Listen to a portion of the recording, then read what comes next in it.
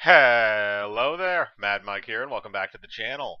And today we're going to talk about some news coming out of the Warner Brothers camp. And I know I'm like a day or two late on this one, but I just kind of wanted to see if there was going to be anything that was going to develop with it in the next couple of days, something that was going to solidify it a little bit. Because right now it's very, very up in the air with this subject, and that is Michael Keaton is in the early talks to return to the DC Comics universe as an older Bruce Wayne. Now, there's no details currently of what this is going to entail in terms of, you know, how big of a role he's going to play, or what's going to happen, or is this in the, you know, is he another version of Batman, or is he his version of Batman? There's a lot of stuff that's really up in the air about this, and I'm going to try and dissect it from as many angles as I can on this, at least from a story standpoint. But the facts that we do know are that the negotiations are for the Flash movie, the Flash movie that has been kind of in perpetual development hell for the last 4 to 5 years.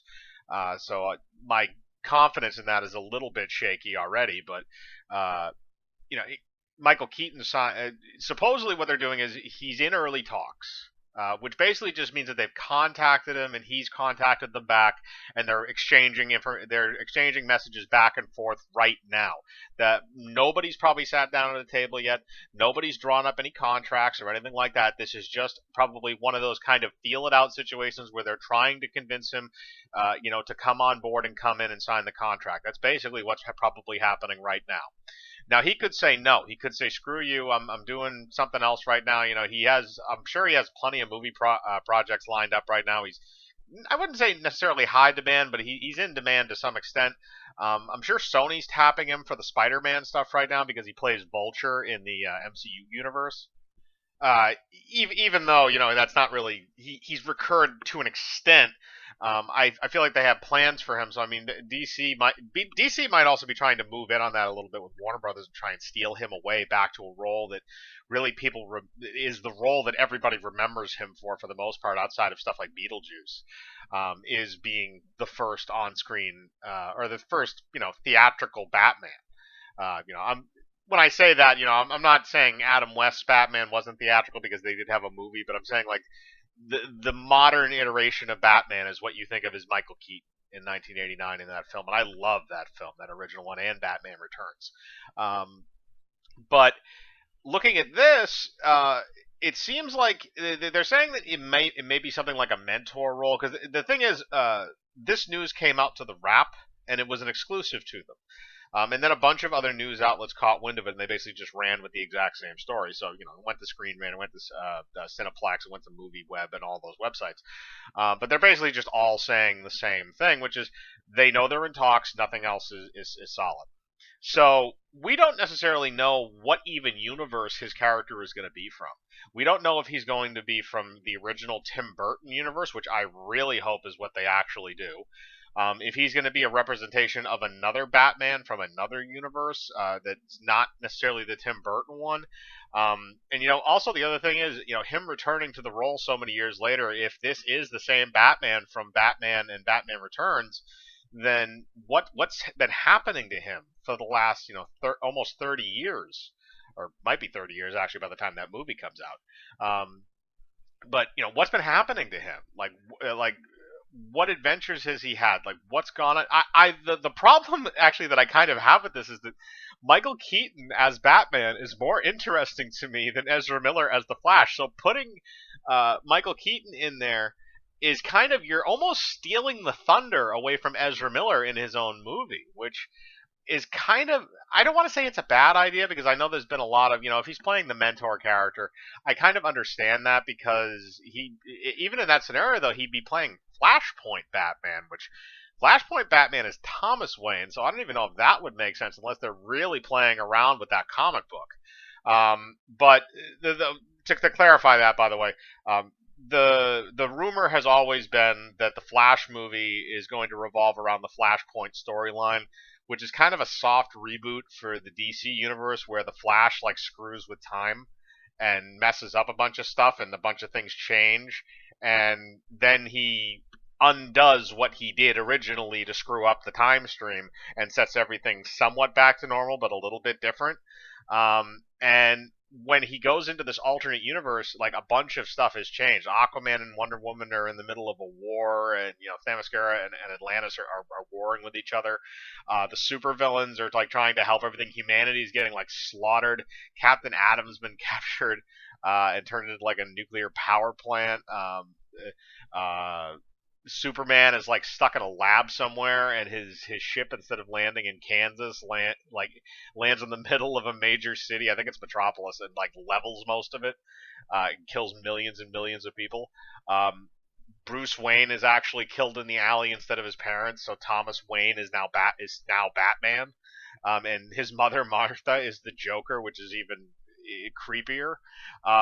But a lot, and Barry Allen never existed because he erased the event that caused him to be the Flash. So the Flash doesn't exist in this universe, or in the mirror universe, because nobody yet had tapped into the Speed Force. The only person that was running around at the time was Zoom, because he could, or Reverse Flash, because he could do the same thing as Flash and just jump through time. So he's kind of immune to time changing effects to an extent.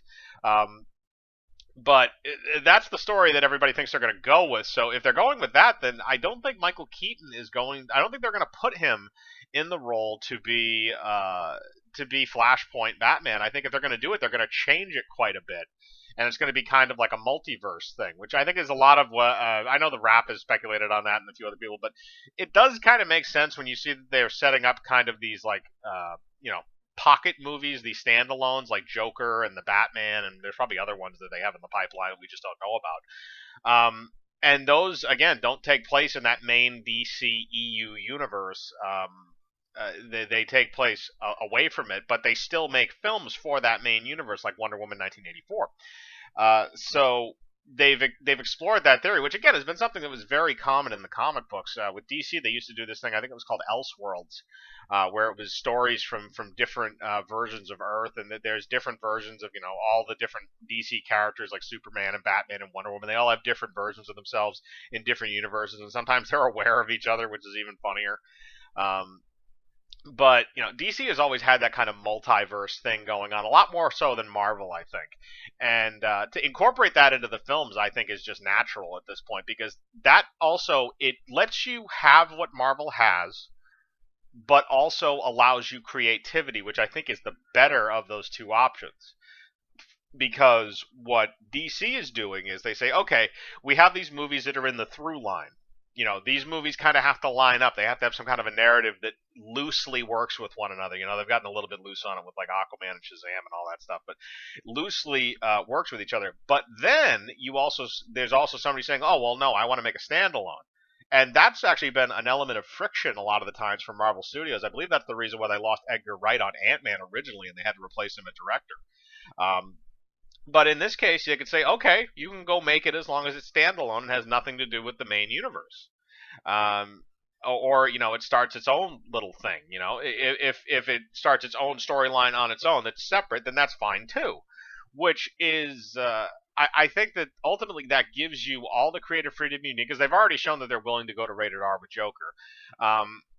It shows you that you can have every bit of creativity that you want. You don't have to kitty it up or anything like that, like what Marvel does.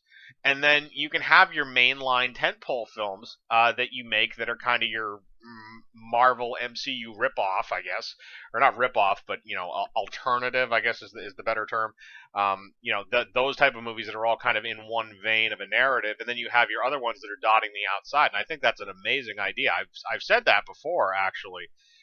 That would be interesting if they decided to go that route because of what they had done with Joker. But back to the main story. I kind of went off on a tangent there. Michael Keaton coming back as Batman. Now you have a few, like I said, you have a few options. I don't think he's going to be Flashpoint Batman. I think he will be Tim Burton's Batman. I think that will make sense. I think that'll draw in audiences, and I think that's what they want. And the other thing is, I think they're going to try and keep him around. Now, there's been speculation on that. Nobody knows what this deal is going to entail. It could be multiple pictures. It could just be one movie with the Flash. That's it. But I have a funny feeling if they're bringing him in, then they're going to try and sign him to something that's a multi-film deal, so they can get him for 3 or 4 movies or something like that. There's been people that have speculated that this could be the beginning of a Batman Beyond storyline with Michael Keaton playing the elderly Bruce Wayne. I could see that happening to an extent because that is actually very popular, and most people don't know this. Actually, well, I should say most people don't know this, but some people don't know that the Chris Nolan's original Batman Begins, the other option for that film was doing a Batman Beyond movie that would skip ahead from the Schumacher and Burton timeline. So that was actually on the table at one point, which is kind of funny.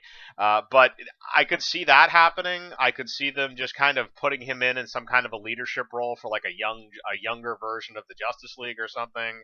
Because again, he's going to be in the main universe now, that main through line. He's not in like an offshoot film. But that's the other thing too, that if they go with a multiverse angle, you can incorporate all of the surrounding films. You can have the Christopher Reeve Superman films, the like I said, the Burton and Schumacher Batman films. If you really wanted for comic effect, maybe you could incorporate the Ryan Reynolds Green Lantern film, although I don't think you'll ever get him to put on that costume again other than for a gag. But you can incorporate all those DC films that are really good and incorporate them back into the universe somehow, and it can all be canon because they're just different universes dotting the same landscape, which is kind of how we've always viewed it, from afar anyway, even before it was kind of an official stance.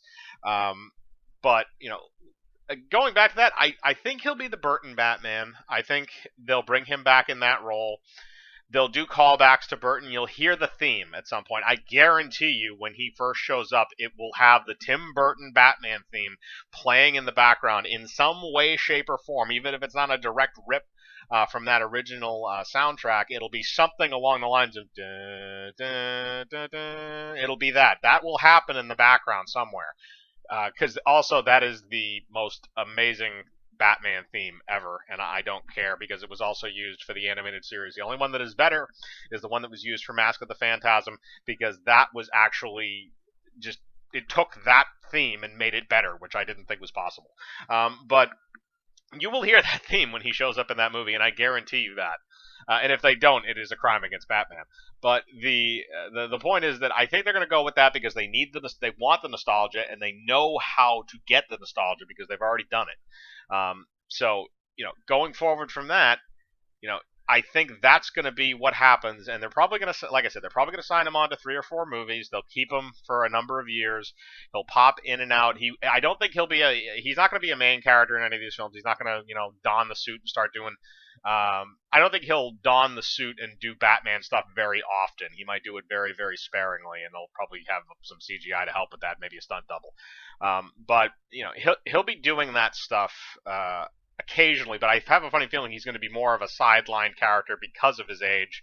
Then maybe they'll play it up a little bit more than he's not too old. He can still do some. He can still do stuff. I mean, he was in, like I said, he was in Spider-Man: Far From Home, even though that was mostly a CGI character during a lot of the fight scenes because of the way the harness and stuff worked.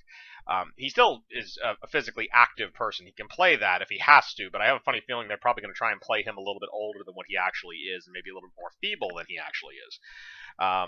It's just so they don't have to have him in the suit necessarily for long periods of time, because I don't think Michael Keaton would like that very much, because that suit did not, even though that suit looked really, really cool, it did not look very, very comfortable. So I think that's probably what you're going to see. He's going to be like a major side character, but that, again, like I said before, that's kind of the other problem, is I feel like he steals the thunder from Ezra Miller for his own movie, which, I mean, the thing is, like, I'm curious if he's even going to make this movie, because the guy seems kind of like a flake. I did the news story before with him, with the whole choke slamming thing. So I don't know what's going on with this dude. He seems to creep out his co-stars, too, for the most part, when you look at some of the videos of what they were doing with the press junket for Justice League. So I don't know if they'll replace him. I think it might be a good idea if maybe you did, or at least, get somebody that's a little less creepy and hands-on.